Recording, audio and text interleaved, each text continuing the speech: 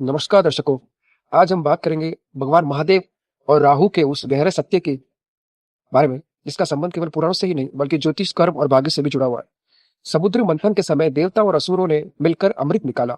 जब भगवान विष्णु मोहिनी रूप से अमृत बांट रहे थे मोहिनी रूप में अमृत बांट रहे थे, तब एक असुर जिसका नाम था स्वर भानु चुपके से देवताओं के बीच बैठ गया। सूर्य और चंद्र ने उसे पहचान लिया और भगवान विष्णु को संकेत दिया। विष्णु जी ने तुरंत सुदर्शन चक्र निकाला और उसका सिर काट दिया, लेकिन क्योंकि अमृत उसके गले तक पहुंच चुका था, वह मरा नहीं। उसका सिर बना राहु और धड़ बना केतु। अब राहु का महादेव जी से क्या संबंध है, तो देखिए, कटने के बाद राहु को बहुत पीड़ा हुई।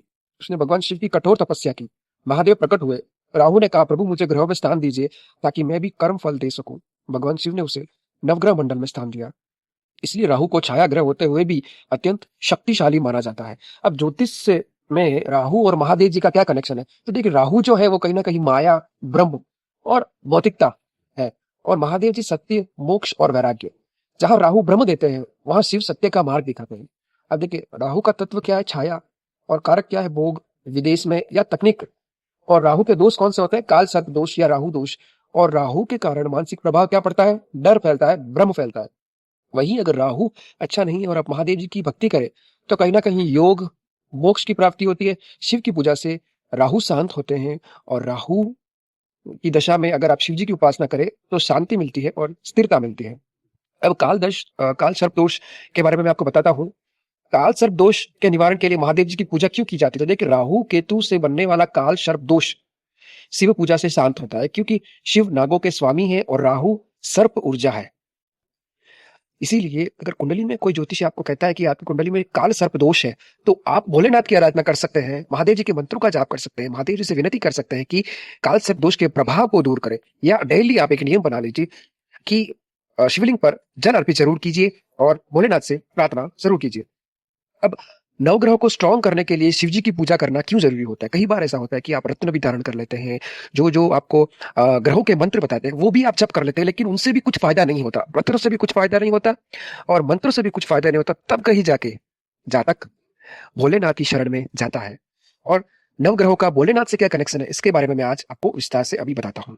सूर्य जो कि है वो शिव का तेज है, चंद्र है शिव का मस्तक है, मंगल है वो कहीं ना कहीं शिव का वीर्य है, बुध जो है वो शिव की बुद्धि है, गुरु जो है वो शिव का ज्ञान है, शुक्र शिव की कला है, शनि शिव का न्याय है, राहु शिव की छाया शक्ति है, केतु शिव की आध्यात्मिक शक्ति है।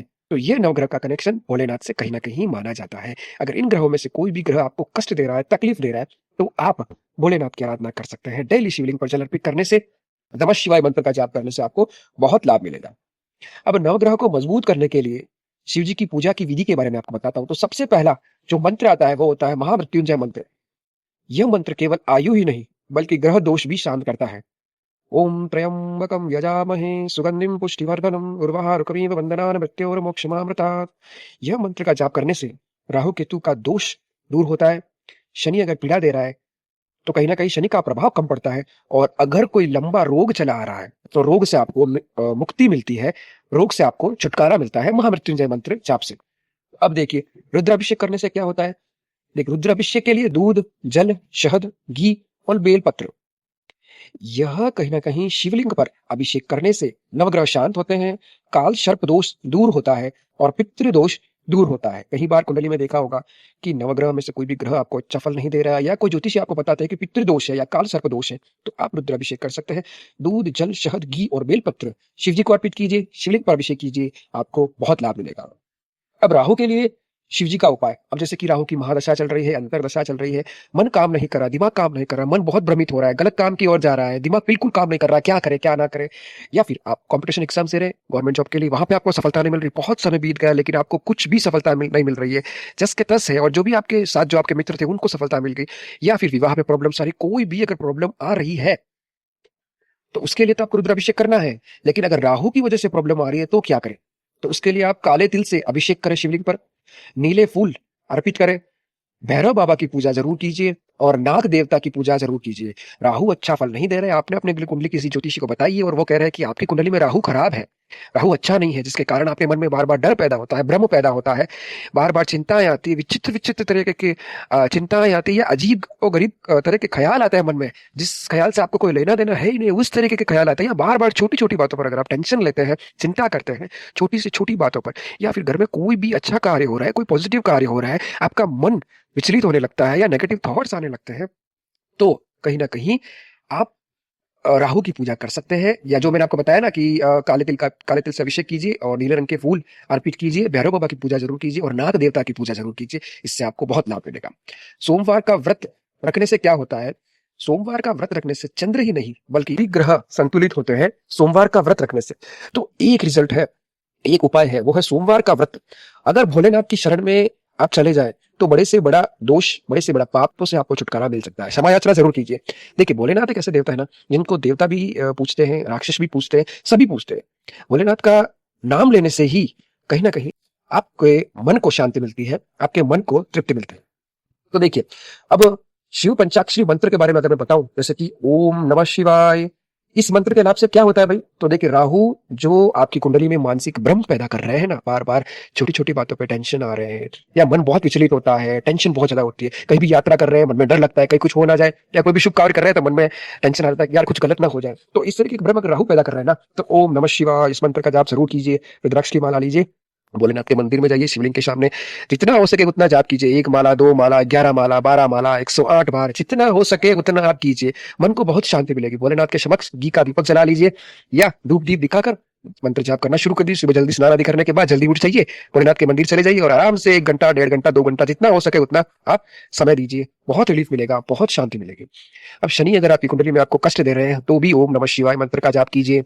गुरु की कृपा आपको प्राप्त नहीं हो रही है, देव गुरु बृहस्पति शुभ फल नहीं दे रहे हैं, देव गुरु बृहस्पति के कारण कहीं ना कहीं संतान संबंधी समस्या आ रही है, विवाह में समस्या आ रही है, विवाह नहीं हो रहा है, या वैवाहिक जीवन अच्छा नहीं चल रहा है, तो कहीं ना कहीं भोलेनाथ की शरण में जाइए, ओम नमः शिवाय मंत्र का जाप कीजिए। देखिए, अगर किसी महिला की कुंडली में, किसी बालिका की कुंडली में अगर बृहस्पति अच्छे नहीं है, जिसके कारण उसके विवाह में विलंब हो रहा है, या वैवाहिक जीवन अच्छा नहीं चल रहा है, या संतान में समस्या आ रही है, तो भी भोलेनाथ की शरण में जा सकते हैं, ओम नमः शिवाय मंत्र का जाप कर सकते हैं। धूप दीप दिखाकर आप 1-2 घंटा दीजिए, मंत्र जाप कीजिए, फिर देखिए चमत्कार क्या होता है। अब देखिए, ग्रहों के अनुसार मैं आपको बताता हूँ शिव जी की उपासना। तो सूर्य के लिए आप जल अभिषेक कर सकते हैं। चंद्र के लिए, अगर चंद्र अच्छे नहीं है तो उसके लिए आप दूध अभिषेक कर सकते हैं। मंगल अगर अच्छे नहीं है, कुंडली में अच्छा फल नहीं दे रहे, तो लाल चंदन अर्पित कर सकते हैं। बुध अगर अच्छे फल नहीं दे रहे तो हरा बेलपत्र अर्पित कर सकते हैं। गुरु अगर अच्छे फल नहीं दे रहे हैं, कुंडली में अच्छे नहीं है, तो हल्दी अर्पित कर सकते हैं। शुक्र अगर अच्छे नहीं है तो इत्र या सफेद फूल अर्पित कर सकते हैं। शनि अगर अच्छे फल नहीं दे रहे हैं तो काले माफ कीजिएगा, तिल अर्पित कीजिएगा। और राहु अगर अच्छा फल नहीं दे रहे तो काले तिल अर्पित कीजिए। केतु अगर अच्छा फल नहीं दे रहे तो कुशा जल अर्पित कीजिए।